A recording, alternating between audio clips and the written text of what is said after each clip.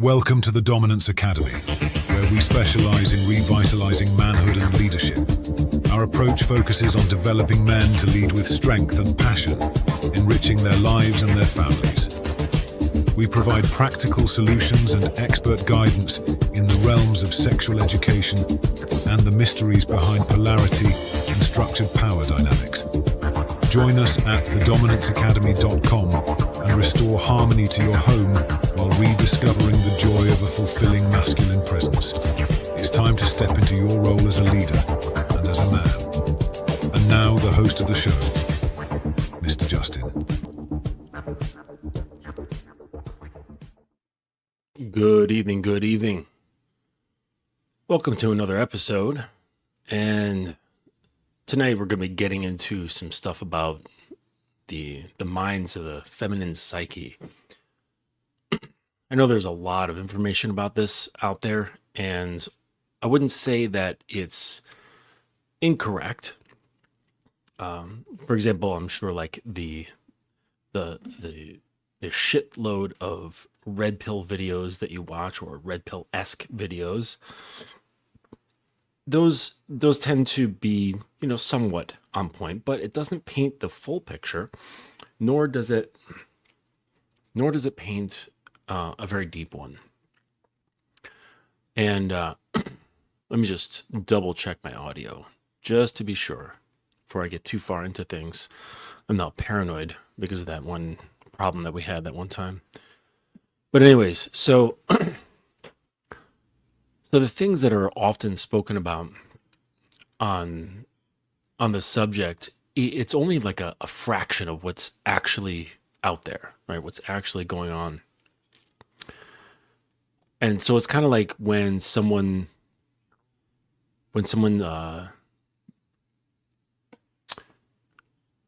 say like takes a sample of the ocean, right? And you take a giant scoop of ocean water, say with this enormous bucket. It's largely just going to be filled with water.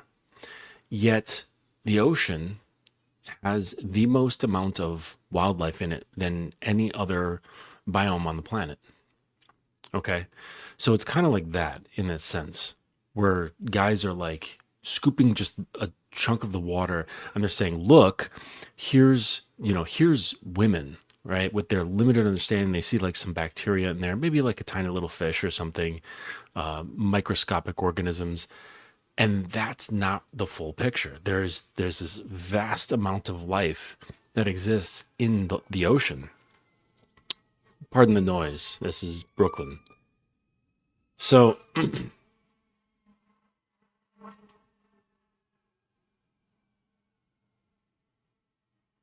always on the holidays. Always on the holidays, people are just doing dumb shit, Like I was going to stream outside, and everyone decides to run their illegal dirt bikes with their cord exhausts, so they sound like fucking Jetsons cars on steroids. It's just the worst sound ever. But anyways, so back to what I was saying. These things that are talking about, say, like female nature and the minds of women, it's not inaccurate. It's just incomplete, and it's not very deep. It's showing that whoever is putting that information together really just doesn't understand beyond the surface level of the psyche of women. And there's a lot there. And it can only come about through exposure, because of a lot of it is subtle. A lot of it has to be found out through, going deep into their psyche. And I don't mean like getting to know them, but getting to understand motivations beyond hypergamy, right?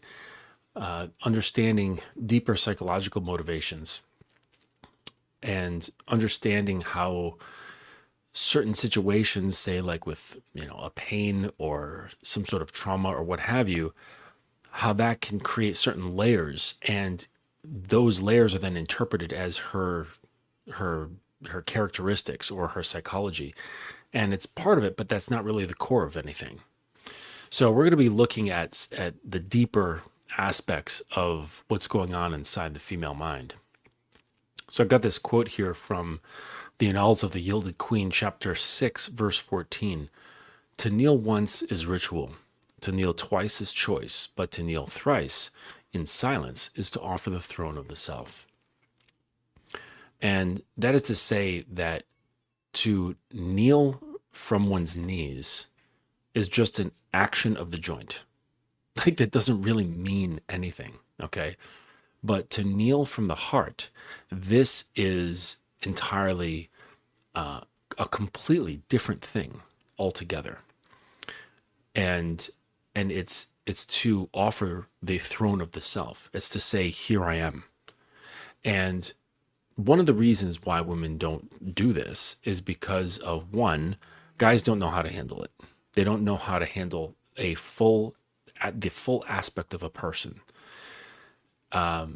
And so the women are afraid of that. They're afraid. And then two is women are afraid. They're afraid. So there's on one end, there's the competency, but on the other end is judgment and worrying if he is to see something in her that he doesn't like, then he's going to run away.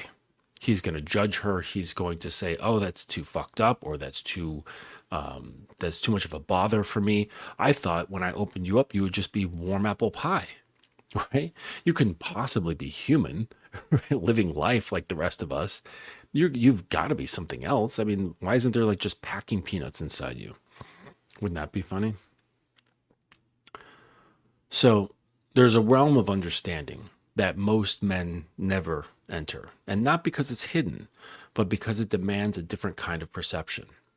You cannot access a woman's truth by logic alone. And this is what sort of the red pill idea goes for, and they're always looking at studies and behavioral shit and statistics and, sociological patterns and all that shit.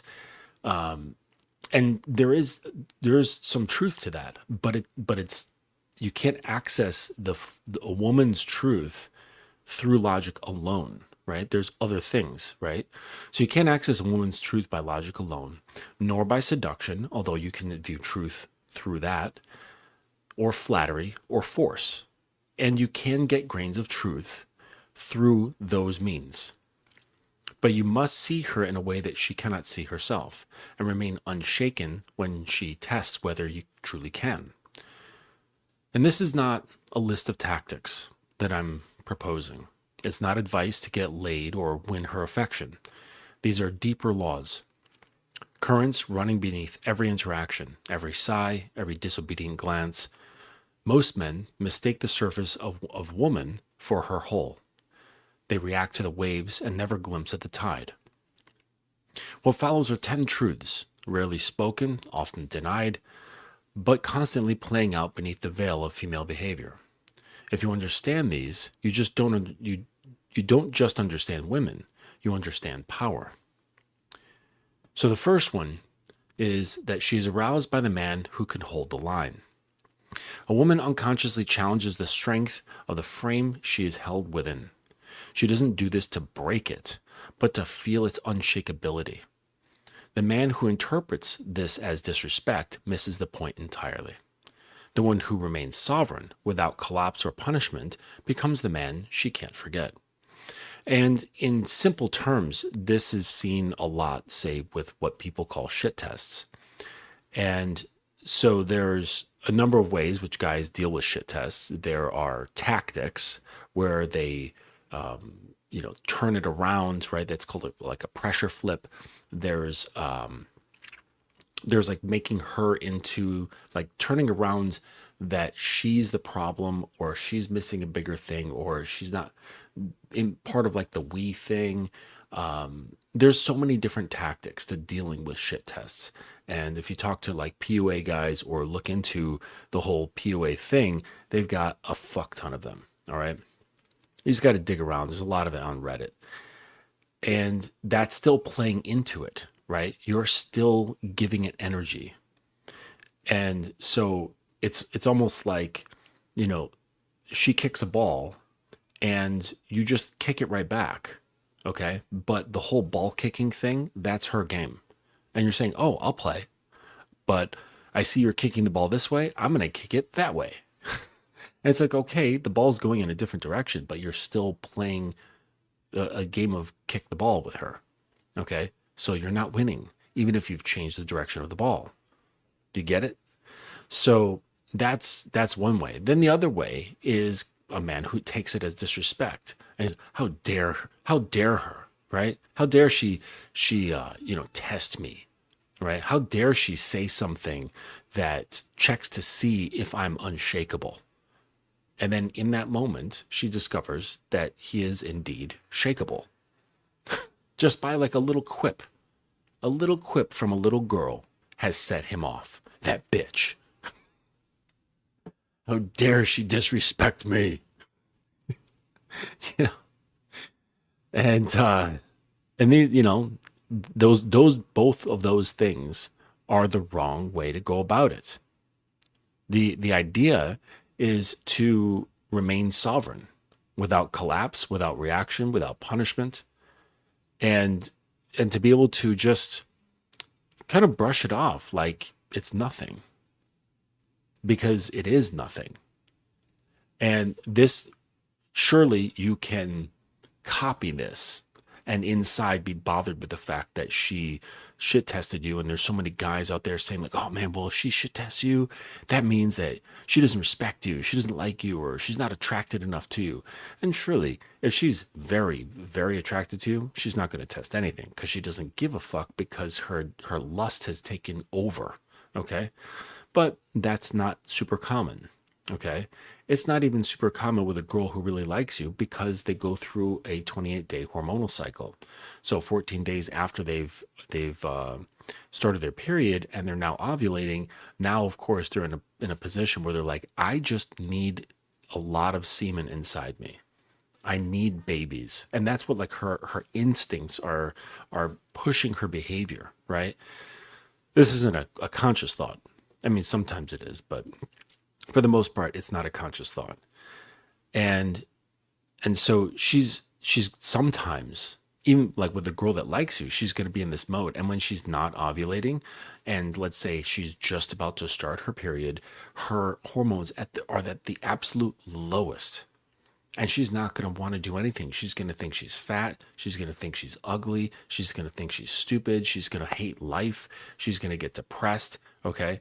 And that's because her hormones have fucking tanked just before she starts menstruating again. And so that is, that's for just like even a girl who really likes you. Now we're talking like a girl you just met. You don't know where she's at. You know what I'm saying? And so I don't know, just understand that like there's a lot going on that like you can't just take an assumption, right? That like, oh, she doesn't like me, or oh, she did something, so now she must really like me. It's like maybe you just caught her while she was fucking like ovulating, and you happen to be pretty decent guy and whatever, you know what I mean? So that decent guy turned into, the hormonal version of beer goggles, and she's like, oh my gosh, I need to go home with this guy. Any guy, well, this guy's all right, let's go. And you think, oh wow, she didn't shit test me, but it's like catch her on some other day when she's not ovulating, and you're going to be perceived as a different kind of guy, possibly. So I guess what I'm saying is when I bring that up, it's like there's no pattern, there's no answer, right? That you can say, all right, this is a fact that I've observed of one woman, and that means that I can apply this in every instance with every other woman. You just caught one woman in one particular instance within her cycle, and that's how she was. And now you're thinking, oh, that's the benchmark. It's not. It really isn't. And you'll see this if you're with a woman over an extended period of time. And you'll see how they shift in a perfect cycle. It just goes round and round and round, right? And the whole idea is that regardless of where the fuck she is, you're unmoved. You're immovable. You have unshakability. And yeah, this is something she remembers. All right, number 2, her emotions are her reality. To argue a woman out of her feelings is to exile yourself from her world. You may win the logic, but you'll lose her warmth, her openness, her wetness. Her truth is lived through sensation, not syllogism. The wise man does not challenge her waves, he becomes the shoreline.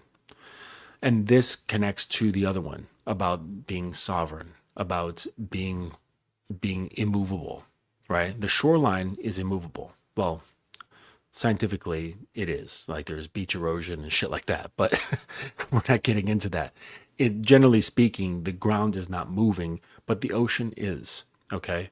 It's in constant flux with the tide coming in, the tide going out, right? There's waves, and this is like what she is, okay?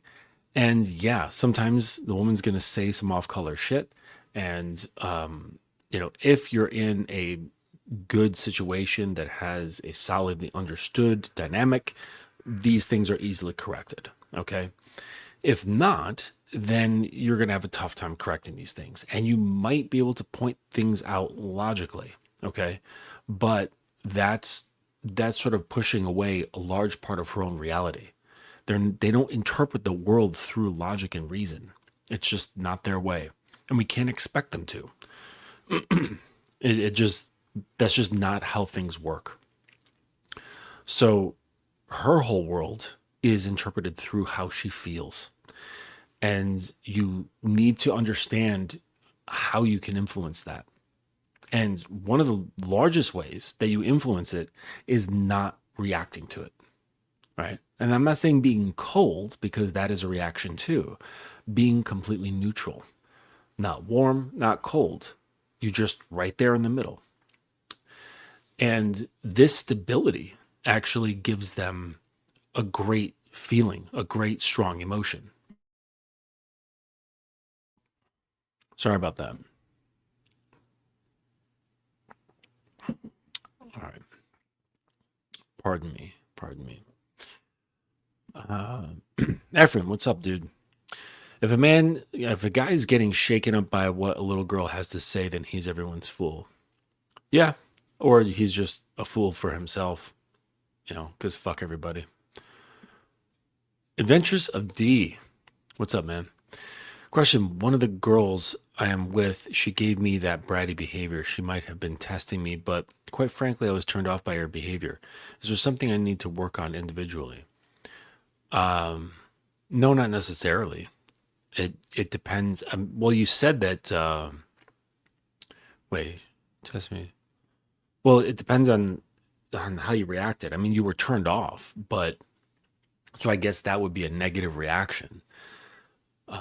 Whenever I'm observing a behavior, right, that's out of, say, just like normal, regular, everyday, like la-ti-da, humdrum sort of behavior, such as what you're explaining with brattiness, I always just remain neutral. Well, regardless of what's going on, I'm always neutral. It's always looked at as, oh, that's interesting. I'm not judging it. I'm not mad about it. I'm not criticizing it. I'm not doing anything with it.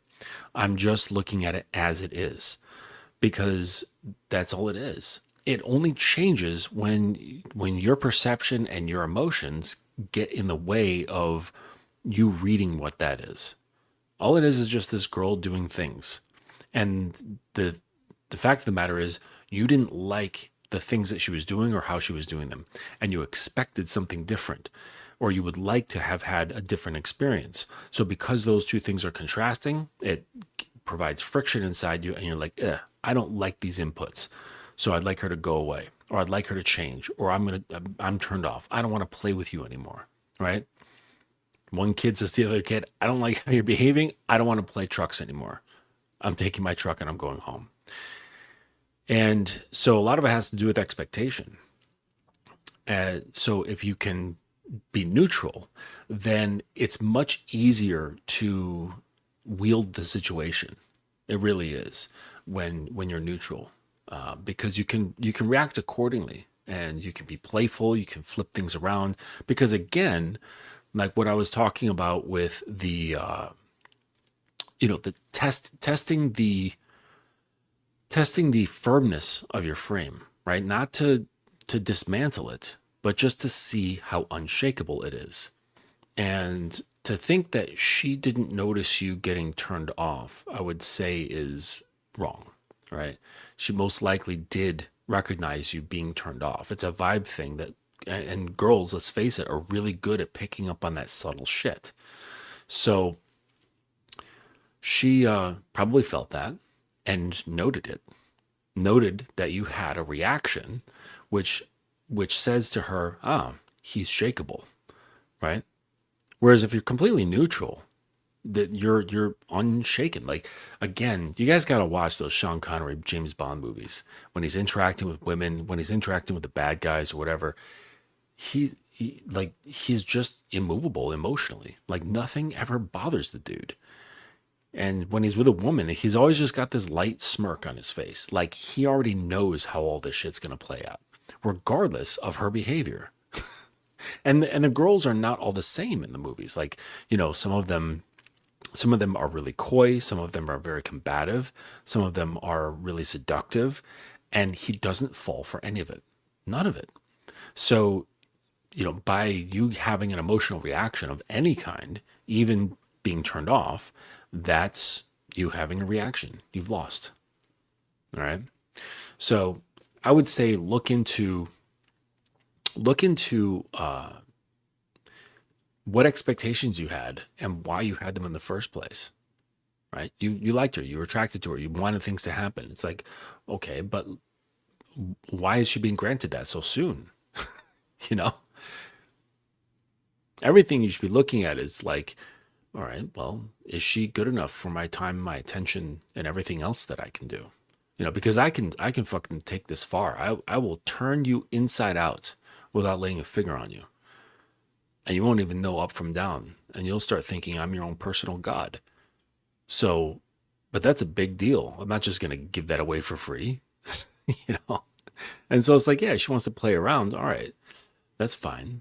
I know how to play. But the thing is that I noticed about bratty behavior is that there's a very, very small population of girls that are brats, okay? Or that would like identify themselves as being bratty. Of that population, there's a very small percentage that actually are. Like, that's just like their personality. For the rest of them, it's a coping and defense mechanism. Because it's a very clever one, because it allows them to test the outside world. And it keeps them safe. And whenever I've dealt with a brat, after so many times of taming them, there's a soft, scared, hurt little girl underneath every single time. And so this is how you can view them. You can say, oh, like, I see that, but I really see you. You're just a scared little girl. I mean, you can't tell that to them because that would spark their defense mechanism, but I'm telling you, that's what's really happening inside. How you deal with that, that's entirely up to you. All right, moving on here. From the shoreline, number 3, her submission is not weakness. It's sacred currency. Well, to her. True submission is not given lightly. It is the handing over of control to one proven worthy. The man who receives it casually will destroy its magic. The one who treats it as holy as both pleasure and responsibility unlocks a loyalty deeper than love. And I know this will trigger some people. They'll say, oh, that sounds simpish, that sounds blue pill or whatever. But it goes beyond those things, because those things are all the results, they're symptoms of having unhealthy attachments to women, having mom issues, for example. All right. This goes beyond that, right? Because if you understand how, like, once a woman becomes really vulnerable and really open to you and really submits from their heart, not from their knees, and they really put their trust in you, they can shatter like, not even like glass. They can pop like a bubble, right? Like a bubble like that you blow with the, little toy things. They're that fragile. And so it requires a certain amount of skill and mindfulness and precision, because all of it comes with that is I don't know, it's a tremendous person. It's like they will show you everything, they will give you everything. And in that openness and exposing everything, you have a responsibility not to allow it to get broken. So I'm being a bit poetic here when I say treating it as holy, you know, unlocking something on loyalty deeper than love, calling it that it's magic or whatever. I'm just being poetic with my language. But what I'm saying is that when there is full on trust, it's full tilt trust with her will, with how she sees herself, how she sees the world. It's a big responsibility for the dom, for the man who's involved, who she bestows this upon. And it's something for you. Yes, it's an offering to you, but it's also trusting in herself. And that's where the huge thing is, because women have a hard time trusting their own judgment. As we can see, there's a lot of girls making bad decisions out there, right? So, and we're not just talking sexually. Like they get themselves into trouble so much on so many levels. And so I think after a while they start thinking, shit, I might not have the best judgment. So they start they don't have a full on trust with their own choices. So if you come along and you've got you've got your shit together, like inside, most importantly, and outside. So you've set up base. You're like, hey, it's fine over here, right? The water's warm. She then has to trust herself to say, okay, this is not a bad choice. Because part of her has been like, yeah, I've seen this before. Or this could be a mirage. And you could give all of your will to him, and then he doesn't know what the fuck to do with it. He just wanted to squeeze your tits and come on your face. Like, and then that fucking just destroys shit. And you're well within your rights as men to say, who gives a fuck about that? You're absolutely within your rights. You don't have to care. You absolutely don't. Okay.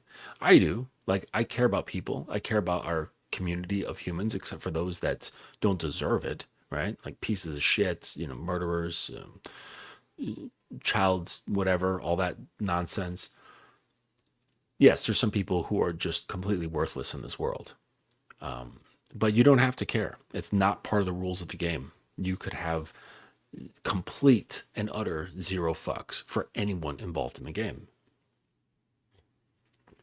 However, don't complain when a woman will not submit her soul to you, to her will, when you have resistance, when you have distrust. You are not allowed to complain at all, because now you'd be a hypocrite. You can't be in a place of not giving a shit about going deep and just want to have things on the surface and then want all the benefits from the depths. Like, that doesn't make any sense, right? So just understand, if you're going to play on the surface and you don't give a shit about anything deeper than that, totally fine. But don't complain when you don't get any of the benefits that come from the depths. You have to fucking go deep diving where there's pressure, where it's fucking dark. And you can't get scared. You have to be fucking stable. That means you have to have your own shit together.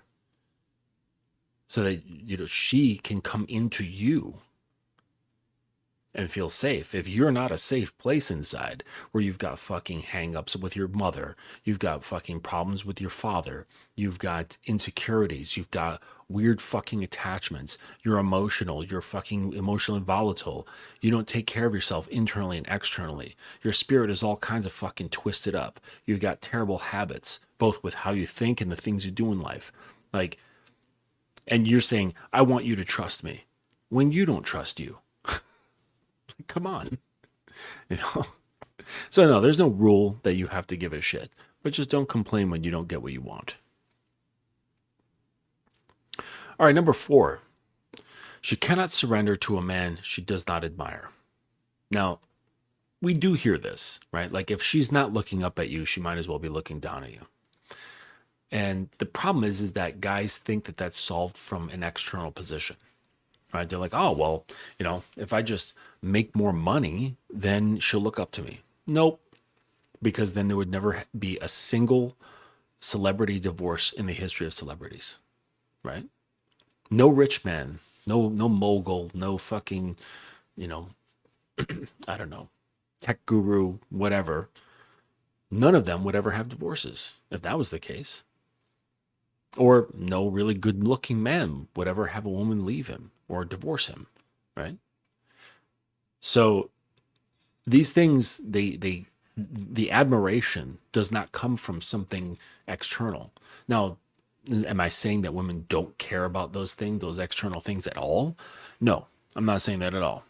Like, women do indeed like being somewhere and, looking at her man doing something, or being applauded for something that he's done, or getting accolades, or just being recognized and respected in some sort of community or what have you. And her to sit back and go, oh, that's my man, right?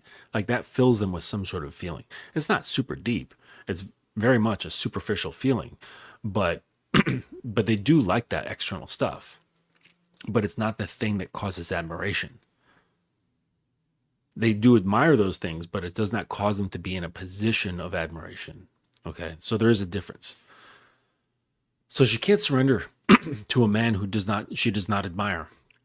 She may sleep with the charming or the convenient, but her soul will never kneel for a man she does not revere. Admiration is the gate to obedience. If she does not believe you are above her in strength, clarity, or vision, she may follow, but she will never yield. And that there is a really big thing to dig into a little bit. So that last line, if she does not believe you are above her in strength, clarity, or vision, right? Some of these like deeper concepts. She may follow you, but she will never yield. And there's a big difference between a woman following a man and yielding to a man. Okay? Because following is just an action. Okay? It's we're going to do this. Okay. We're moving to Cincinnati. Okay. We're going to put our kids in this school. Okay. We're going to start eating better. Okay.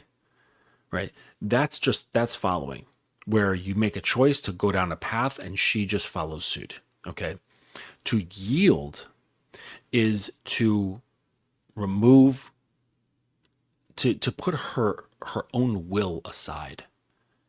And that is not the same as following, because she could still have her own will and follow you. She's just not acting on it.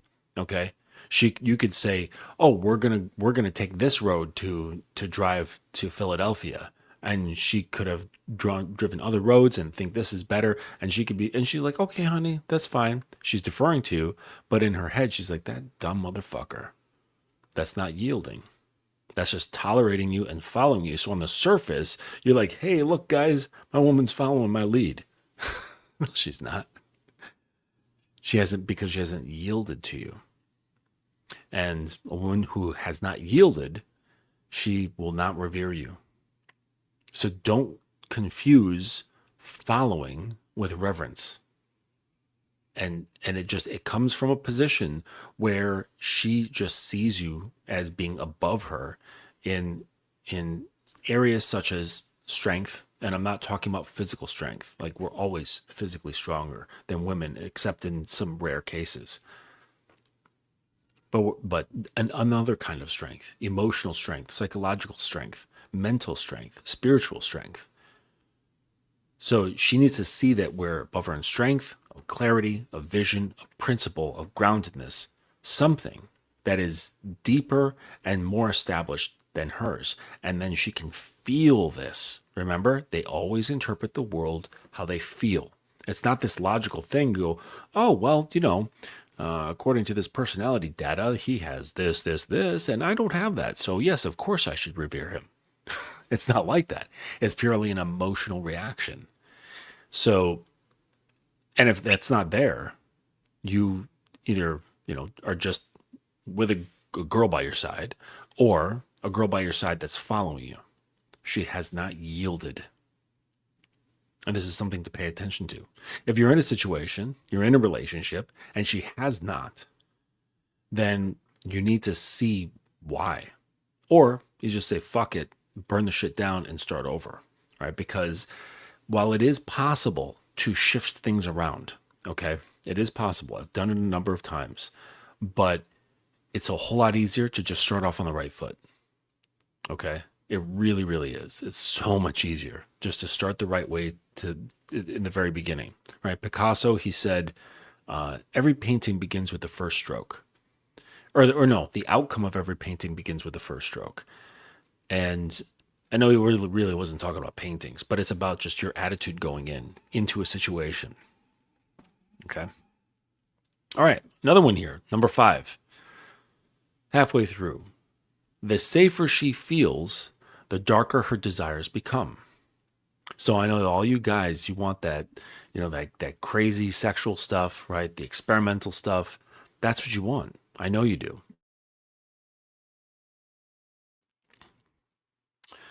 And I don't blame you, right? Like, kinky, freaky sex, that's all fun. All the play, experimentation, toys, role play, like all that stuff, that's great, right? But a lot of that doesn't come out until she feels really safe, right? So her wildness blooms actually in emotional safety, not comfort, right? Not coddling, safety. A man whose presence says, nothing you could do or nothing you do could ever shake me. I'm immovable. That becomes the key to her hidden inner temple. This is where the innocent girl dissolves and this sexual goddess emerges. Now, again, I'm just being colorful with my words. This isn't really poetry or whatever. I'm just saying that her real essence will come out. And in that is both light stuff and dark stuff, right? And when you are non-judgmental, right? You hear me say, if you're talking about stuff that a woman's done sexually or not, okay, you don't want to judge them. You don't want to criticize them. And if they can just feel even micro expressions that you have some sort of feeling about what they've done, it's going to make them just shrink right up. They're going to pucker right up like an asshole. And so this is something really, really important, that nothing phases you. Absolutely nothing phases you. And this is the position that you have to be in. This is basically, running throughout the entire shit, like all 10 of these. That's the foundational characteristic that you have to maintain, that you have to cultivate within yourself, is that stillness that isn't movable by anything, right? And so when you start getting into like sexuality and things of that nature, this, like that stability, but also openness, okay? Because you can be stable but closed and judgmental, closed and critical, right? Or I'm sorry, grounded and critical, or grounded and judgmental. Like, you have to be open as well. And basically saying anything you say, anything you do, anything you fantasize about, anything you want to do, anything you have kinks around, any fetishes you have, it doesn't matter to me, right? As long as it doesn't involve children or animals, I don't care. I don't care what it is.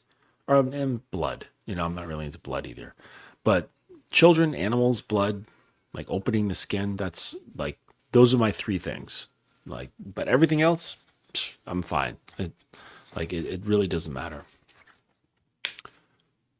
Like I was recently talking to, what was it? Was it a client of mine or someone who was like wanting to be a client? We were just talking about stories, and he's like, oh yeah, this girl, like, she used to torture animals, like dogs and stuff, when she was a kid.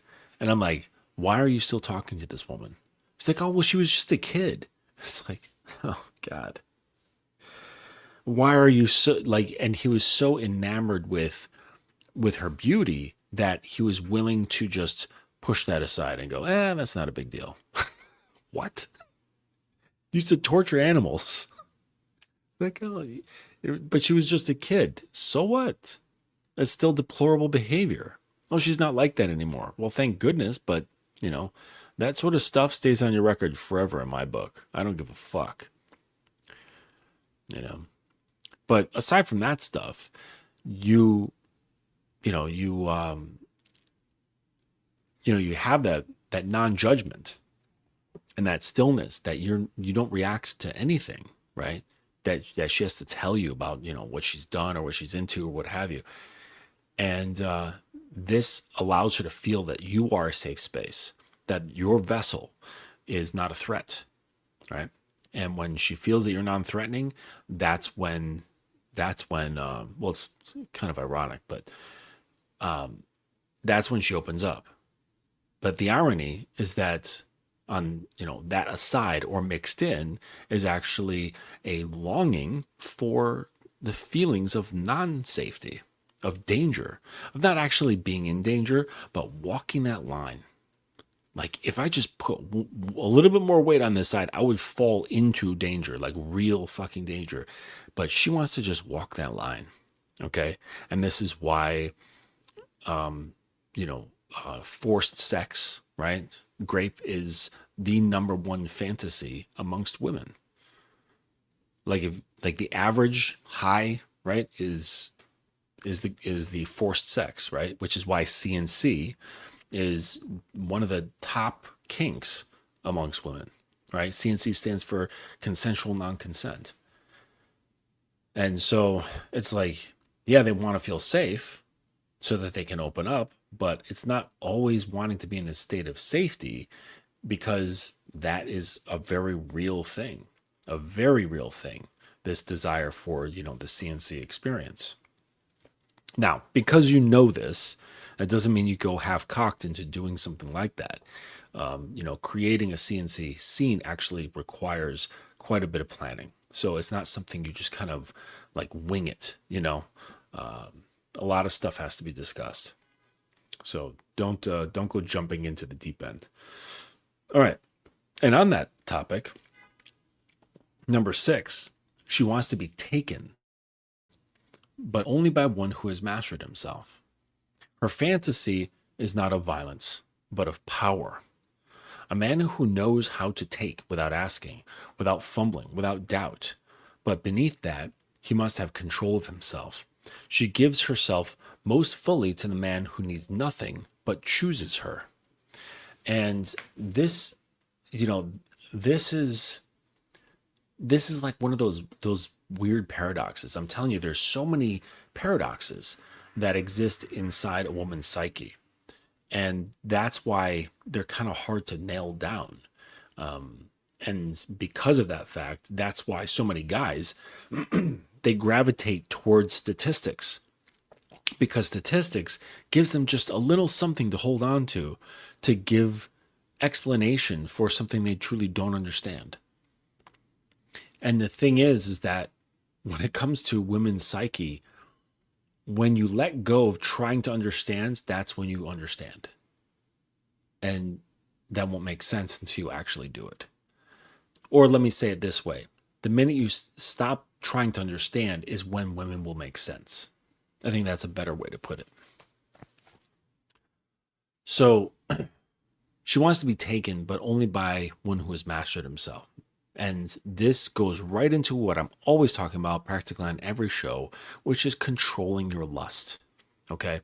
Controlling your lust so that you are that tamed tiger. You could explode. You could tear her shreds. You could devour her. But you're not. And this causes tension, right? Knowing that you could devour her, which is, but you're not in that moment, that the impulse is controlled. And this gives her the sense of power, that you have power. And it's almost like, well, if he can do that within himself, this causes her to open up and saying like, oh, I want this. I not directly saying like, oh, I want to do the X, Y, Z, but she's drawn to that. She's drawn to like wanting things to happen, wanting to open up. And this, then you can take the same control that you exerted on yourself and apply it to her. and you're not going to just jump right in. Okay. Now you can start playing, teasing and denying sort of stuff, giving her a little bit and then taking it away, taking her to the edge and then taking her back, doing psychological things that are the same, edging her mind. Like if you can't, harness that within yourself, you're not going to have much control in the bedroom. You're really not. You're going to be so driven to get it in, right? You're going to be so driven to wanting to get to climax, but that's going to be bad, right? If you don't like last long enough, like you don't want like a bad review, right? You don't want a bad review on Yelp. And so you stave it off and you like work hard. You're like, oh, like think about baseball. It's like, well, you wouldn't have that problem at all if you chose to go into the seat of power, which is taming that tiger. And that's when you become powerful, because now you have full control. It's like on a dial, and you can feather it in and out. And it's like all of your shit, like your impulses are in control. So she gets this sense like, all right, if he can do that to himself, what's he going to do to me? Or what could he do to me? And now that floods her mind with all kinds of fantasy that triggers emotion, right? Again, they interpret everything through how they feel. So, and then this just obviously, it's having confidence in yourself. It's coming into situations with her on all levels of being without doubt, trusting in yourself, but not in a way that you're trying to impress yourself, right? Or stand too hard on things. Like real self confidence and being without doubt is a fairly calm place. It's nothing you actually have to hold firm to or prove, right? Because you don't have to really prove facts. They're self-evident, right? So you kind of want to be self-evident in that way. Yep. Okay, so moving on to number 7. She needs to feel chosen, not just wanted. Desire is cheap, especially today. Lust is everywhere. What penetrates her soul is distinction, that she has been selected by a discerning man when he could have others. This is not ego, it is evolutionary. A woman blooms under the gaze that says, you're mine, not because I need you, but because you meet my standard. And I get this with submissives, and this partially has to do with their own insecurities. A lot of them are insecure, and they're just like, man, with what you can do to women, you could have anybody, but you chose me. Why did you choose me? And a lot of them don't get it. They don't understand. But because a lot of times they're unable to see what they're doing and how that neatly fits into their structure of your program. Because, a woman's not going to be privy to everything that's on your program, right? They shouldn't. It's not for them. So it's not for them to see. They don't have to see the levers and buttons. They just need to be on the other end, right? So of like how things are carried out, not the workings of the structure such that they can carry things out. So of course they wouldn't get it, but so they're standing on the outside going like, why are you accepting me? Why am I worthy of being with you under your guidance? And a lot of times, like I said, it's something instinctual that they're doing. That's the right way. Or when you correct them, they don't really think about it. They just immediately switch over. Yes. Cool. All right. Yeah, I've got a guy who's, is a new client, and yeah, he's got an understanding of certain things, but he's waking up and he's like, oh shit, like what I thought were power dynamics are not actually power dynamics. And I'm helping him understand what real power dynamics is all about. So it's always great seeing light bulbs turn on. I love that shit. All right. So both for my submissives and for my clients. I love it. Okay. So she wants to feel chosen and not just wanted, right? Because it's like, come on, like think about it. These days, attractive girl, like how interesting is your sexual desire for her? It's not that interesting, right? It's like you're not something special, right? But when it comes back to this thing about, being revered, right? Like again, all these things are all connected. So when she has that, and she has the trust, and she has the sensation that you are immovable and that you're safe, and you're not controlled by arousal. You've mastered yourself. There's this little bit of danger that just kind of is just underneath the surface, right? You have total confidence and trust in yourself, and there's no shred of doubt that when you say, I want you, right? You're chosen in here, not just out of my desires, but because I understand that in order to be with me, there's very specific things that need to be in line. And that's why you're here, is because you have just fit in without actually even trying so much. And then perhaps there might be a couple things here and there that I had to make mention of, and you just adapted. That's why I'm choosing you, because you made yourself to be chosen, right? It's really like nothing I've done on my part. I've just kind of like left the gaps available, and you've fit right into them. And that's really how easy it is. But it requires actually having a good understanding of your program, right? And having sex is not on that. Like sex should, like I say in many shows, sexual stuff should be a given. That's not something you should need to consider, right? A program should not have anything to do with sex, right? It has to do with their mentality. It has to do with will. It has to do with responsiveness. It has to do with emotional, like emotional. Well, it's like not calmness, but just not chaos. Okay, because they could never be in a state of emotional calm, but just not chaos. And speaking of chaos, number 8, our chaos is not always a problem. It is a test. Mood swings, contradictions, emotional storms, right? We talked about her 28-day cycle. These are not malfunctions. They're often subconscious rituals of revelation. Is he unmoved? Can he lead me through this? The man who sees her chaos and remains the mountain is not just desired, he's needed. And when she can sense this from you a few times, that you're this mountain that is unfazed by anything she says or does, this then it turns into her realizing that she needs this, because then she can rely on you.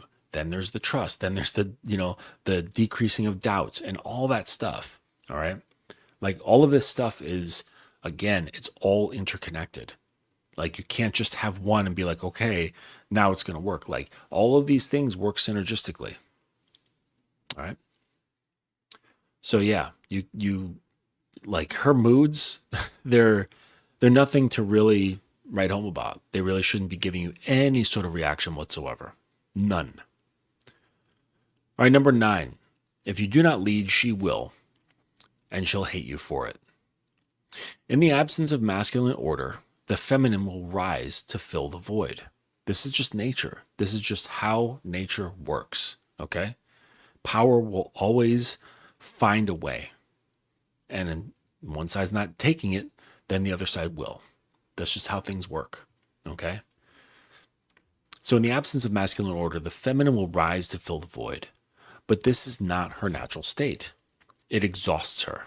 She may become successful, even dominant, but it erodes her softness. When she must lead in love, she hardens, and then she resents you, even if she doesn't know why. And that's because, that last line is really important, because that again is in the interpreting the world through her emotions. And so she's not even going to understand why when she looks at you with disgust. Like, she can't look up to you if you're not leading. If she's by circumstance, by situation. Now, I'm not talking about how you like broke your leg and you're laid up on the couch for a number of weeks. Okay. We're talking just regular everyday stuff, and you're not leading. Maybe because you didn't know how. Maybe because no one ever taught you. Maybe because of your upbringing. There's certain things that prevented you from understanding that you need to be a leader. Maybe you have trust issues with yourself. You doubt who you are. You doubt your thoughts. You doubt your words. You doubt your actions. Everything is second guessed. Maybe you have nice guy syndrome. So there's a number of reasons why some guys don't lead. But whatever it is, let's say you're not, and she will step in. And there's so many relationships that end up in this position. It's absolutely terrible. It is terrible because everyone involved is miserable. And it creates it calcifies the relationship. Absolutely calcifies it. And then nobody wants to be in it anymore. No one wants to be in a stiff, rigid form that no one really wants, or no one really put concerted effort into creating. And that's what happens. It forms on its own. And now you've got this hardened woman, and you're wondering, why is my wife such a bitch to me all the time? Why doesn't she ever kiss me? Why doesn't she ever hang on me? Why does she never initiate sexual stuff? Why is it when we do have sex, it's like a chore for her, or like she's doing me a favor? Right? This is the result of this stuff. Like, when it goes on for months or even years, okay? She hardens. She becomes less of a woman. And she just becomes this like entity. She's not quite a man, but she's not a woman either. It's just like this person it's like this mutated version. And this is how she has to live because you don't know what you're doing, or you don't care to. And this will absolutely destroy any relationship. The only one that it won't is if she truly is a dominant woman and she wants a submissive man. But this is an understanding, right? And it's also not very common. Women, for the most part, do not like to be in the lead. They like to be included sometimes, but they don't want to be in the lead. They don't want to be making the decisions. They don't want to be in that position of pressure because, a lot of times when things are under pressure, either they crack or they become hardened. So it's like either she's going to crack or she's going to become compressed and hardened. Like, like carbon or coal gets turned into diamond. It's like, is that really the kind of woman you want? Well, you're going to have to shoulder some fucking responsibility. You're going to have to grow up and stop acting like a little boy who then wants to pretend like he's a man because he got a hat that says man on it. Like, that's not how it works. You have to embody those things. And in order to do it successfully, you have to clean house. You have to get rid of all that bullshit that you've been collecting since you were a little boy. All of your little childhood things. All of your memories, your attachments, all these things that kind of prevent you from going on, from growing up from that old position. You have to let it go and clean it out and start behaving the way you should so that you can be in a position where she would actually respect you, revere you, look up to you, want to please you, wish to serve you, get joy from serving you. Like that's really what you want to be. You can't be the boy and then complain that you're not being served because now you just sound like you're asking for your mom and you're upset that your mom isn't taking care of you. It's like, that's fucking pathetic. But you'd be surprised how common it is. So surprised. Coming from men that you would not think would be thinking this way. But they do. All right, so number 10 here. Her ultimate erotic desire is to be seen utterly and still claimed. So this kind of goes back to the vulnerability and showing all of her shit and the shadow and the depths and all that stuff. So beneath the layers of performance, fear, and shame, a woman longs to be known, not the version she curates. Okay. Because seriously, a lot of the women that you see, the women that you date, even the women that you're in relationships or married to, you're getting a performance. You're getting just a facsimile of who she really is, right? She really wants to be known, but she curates a like a portion of her persona.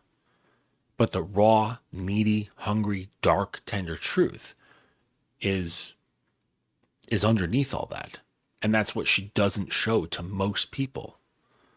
The man who can look her full in the soul and say, "You're mine," without flinching, despite her darkness, awakens the deepest surrender.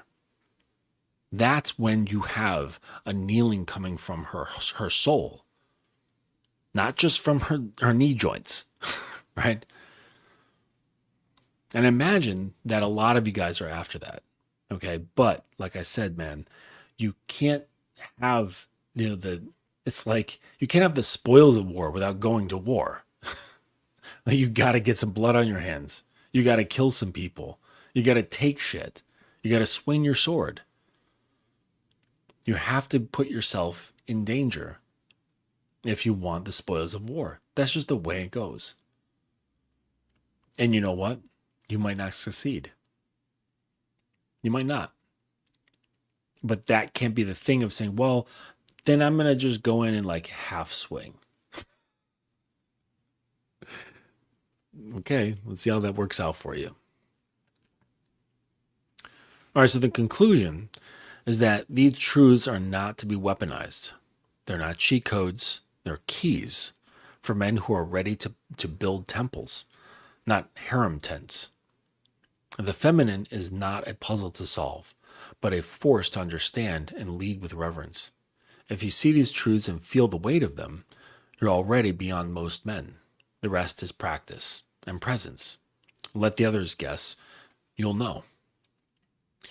And this is largely what my coaching evolves into. Because guys they come in for like the simple thing. It's like, how do I get kink into my relationships? And how do I get into like how do I turn my relationship into a power dynamic, like a permanent power dynamic, whether it's inside or outside the bedroom? And I could show you all sorts of like things that you could do, things you could say, but it's not going to make a whit of a difference. It's not going to transform it in the way that you really want it to. And the way you really want it to is to have her really giving of herself, where she's not holding back. She's not keeping a portion of her persona or her independence or whatever in a drawer for the just in case, right? And, the truth of the matter is that the girl's been around the block a number of times and she's had her ass burned a number of times. There's going to be quite a bit of insurance in that drawer. And, you're going to have a very difficult time opening it. So be wary. Be wary of, I'm not saying that it's impossible, all right? But just be wary that if you've got a woman who's like that, it's not to say she's broken. It's just going to be a bit challenging. And I would say that only do so if you really care about this girl. There's got to be a very, very good reason why you're sticking around to help unpack her shit so that she can become vulnerable and open and free and relaxed and, falling into you when she's got so much going on, right? And it's like, okay, so either you don't have options or you're just a glutton for punishment. So for this guy who's, this new guy who's come to me, I want to read to you a thing that he asked me, because it falls in line with this stuff. So he said,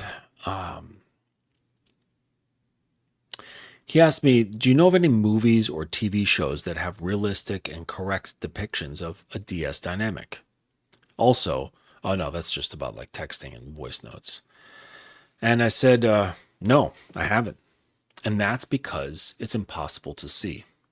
The dynamic is a matter of mental states and emotional positioning. How can that be depicted on film? Sure, there's movies that show some of the physical actions that may be found in DS dynamics, but anyone can do them. Action does not create essence. Essence creates action. And sometimes that action looks as mundane as everyday life. But to those involved, if they're doing it right, the plain actions viewed by a third party would simply see a woman serving her man coffee in the morning. But to the woman who's serving the coffee, what she sees is not serving coffee. She sees an offering to the man who owns her, whom she's given her soul to. That pouring of coffee is an offering to her altar of worship. And to him, she's not just his woman serving coffee in the morning. This is his acolyte, his muse, his treasure, the one who has entrusted her entire being to him. That's what's in just a cup of coffee. And how do you capture that on film? It's simply not possible. So these things, right, they go very deep and they don't have a look.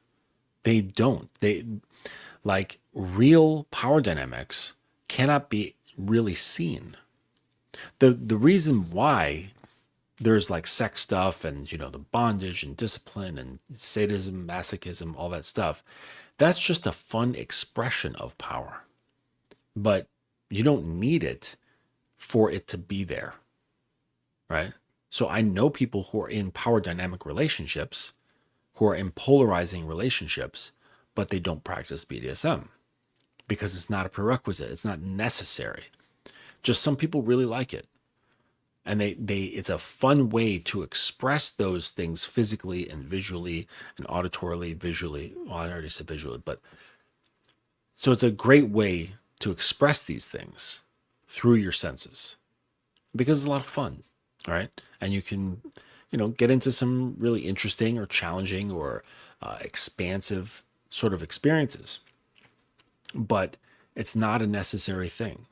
It's a really subtle thing that has to do with your mental states, how you feel about yourself, how you see yourself, and ultimately how that interacts with their version of that, of how they feel about themselves and how they see themselves and how they show up. Because like I said, the pouring coffee, it's sure, you're just putting one liquid from one vessel into another. That's it. Okay. But the heart and mind of the person who's doing it, and the reason why, like the fundamental reasons why they're doing it, because the reason why they're doing it is because you want coffee, right? But the fundamental reason is that plus any other action is an act of service. It's an act of devotion. Now, we would think that like an act of service and devotion would be something ceremonial, okay? It still carries the feelings and the psyche of those ceremonial actions, but in something as simple as pouring coffee. That's how it feels. And the receiver is the same thing. You don't have to be at an altar with lights and chorus and all this stuff and be receiving a something magical, right, in appearance in order to feel that. It's not necessary. You receive the coffee, but you understand who's doing it and why. So it carries a totally different meaning. Okay, that's how impactful and powerful this stuff can be. All right. And the thing is, and this is part of the reason why I like this lifestyle so much, is that there's limitless variations. There's limitless creativity. There's a limitless body of knowledge to learn from about like yourself and the intricacies of interaction. It really has no end. So that's why I like it. Like the lifestyle itself keeps me on my toes. So I encourage people to dig, to do research, to find out more, right? because it can only dispel ignorance and help you wake up to yourself. So if anyone would like to learn more about this stuff, get in touch. If you have questions, if you want to chat, if you want to get down with like some book recommendations, maybe I'll do that for the next one. Yeah, that sounds like a fun show. Maybe I'll collect movies like what he was talking about, where you can see some of the, surface level expressions of BDSM. And I'll do that as well as some book recommendations. I think that would be cool. Like both like for fun reading, like fiction, as well as like instructional things where people can learn. Because there are so many bad books out there about the lifestyle. So many. And it's just like, how to train a submissive? Well, first get a riding crop or first get a flogger. It's like, no, that's not how you start off training a submissive at all. Like you shouldn't be touching them for weeks. Like, I mean, in regard of like, training, should not be touching them for weeks. Like, let alone sex. Like, holy shit. Like, you're training a submissive on so many really fundamental, important aspects of how to be on your program. Not just to be on the program, but how to be on the program, how to show up. Okay. And like to give sex, that should be seen as like an ultimate achievement for her, that you're allowing, like she's done good enough for however long time that you are now bestowing dick upon her. Like that's, because like, hey, you want to see what her like, say like sexual, like throating capabilities. That does not require your dick. Like there's specific dildos that are designed in a special way. They actually don't look like dicks at all. That are designed for training deep throating. And you can say, okay, your program every Tuesday, Thursday, and Saturday, you're going to train with this dildo for 30 minutes. Twice on those days. Once in the, earlier in the day and once later in the day. Tuesday, Thursday, Saturday, half an hour each time. Doesn't need your dick. Right? And she will like not like it. Because like, of course she would rather have your dick. Right? But it's like, no, you're not getting this until you are trained, and then you're going to have an exam. And if you pass the exam, and it's not just that action, there's like a whole fucking shit, man. Like I run an academy, right? Not just for you guys, but it's like, yeah, when you're training somebody, there has to be an evaluation of the training. And then if they don't fucking pass, they don't get the reward. They got to keep training. This is how it goes. You don't get the fucking blue belt just because you showed up to class. Like you get the blue belt because you fucking earned the blue belt. Okay? Because you busted your ass. You follow the fucking rules. You tried to go above and beyond. Right? You tried to learn more than what was asked of you on your free time. Like that's someone who gets dick. And man, when they fucking get it, holy shit. They feel like they just fucking like struck gold. Like before, like during the gold rush. That's what they act like. And you guys give that shit away for free because you want what, all of like 4 seconds of a massive dopamine rush. Good job. You guys are idiots. Oh my God. All right. So that's enough. That's enough on this stuff. I hope you've enjoyed the show. Thank you guys for showing up on the live. Really appreciate you. And for those supporting on the replays, appreciate you as well. Yeah, I'm going to have to plan ahead for that movie and book review. I think that'll be a good show. Just something fun, a little less heady. And yeah, we'll see you on the next one. Take it easy, guys. Thanks for watching.